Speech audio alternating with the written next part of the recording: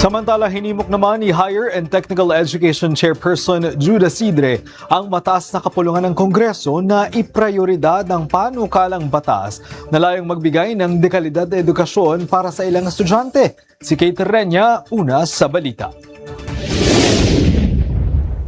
Isinusulong ngayon ni Tingog Party List Representative at Committee on Higher and Technical Education Chairperson Jude Asidre ang panukalang batas na layong magbigay ng mas malawak na pagkakataon sa mga estudyanteng mula sa mahihirap at middle-income na pamilya na makapag-aral sa mga pribadong paaralan. Ayon kay Representative Asidre, mahalagang bigyang prioridad ng Senado ang panukalang ito na inaprubahan na ng Kamara upang mas maraming kabataang Pilipino ang makinabang sa isang government-funded voucher program.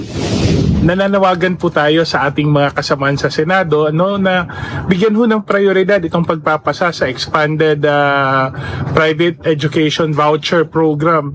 Itong bill po na isa po sa may akda ay ang ating dating Speaker Martin Romualdez at may iba pang kasamahan natin sa Kongreso. Malaking bagay po ang pwedeng maitulong nito sa ating mga kababayan na magkaroon ho ng pagkakataon makapag-aral sa mga private schools, lalong-lalo na sa mga lugar kung saan medyo limitado po ang kapasidad ng ating mga public schools.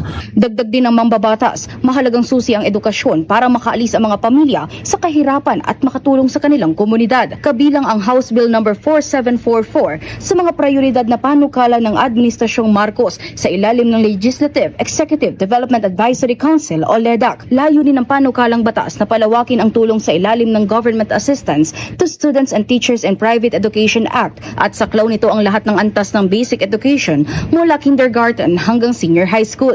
Sa ilalim ng panukala, maaaring makatanggap ng voucher ang mga estudyanteng mula sa siksikang pampublikong paaralan o yung mga walang malapit na public school sa kanilang lugar, habang mas mataas naman ang tulong na ilalaan para sa mga pamilyang itinuturing na pinakanangangailangan. Pipili ang Department of Education o DepEd ng mga pribadong paaralang lalahok sa programa at bibigyan ng opsyon ng mga magulang at estudyante na pumili ng paaralan batay sa available na slots. Inaatasan din ang DepEd na bayaran ng mga paaralan sa loob ng 60 araw matapos maisumite ang kumpletong dokumento. Kasama rin sa panukala ang tulong para sa mga guro tulad ng training, scholarships at professional development programs. Kapag ito'y naisabatas, inaasahang makatutulong ang panukalang ito sa pagbibigay ng mas pantay na oportunidad sa edukasyon para sa mas maraming Pilipino.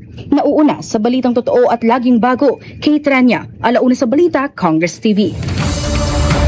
Sa puntong ito, balikan po natin ang ulat ni Earl Tobias ukol sa paninindigan ni House Deputy Speaker Ronaldo Puno sa isasagawang investigasyon ng Senate Blue Ribbon Committee laban sa flood control anomaly.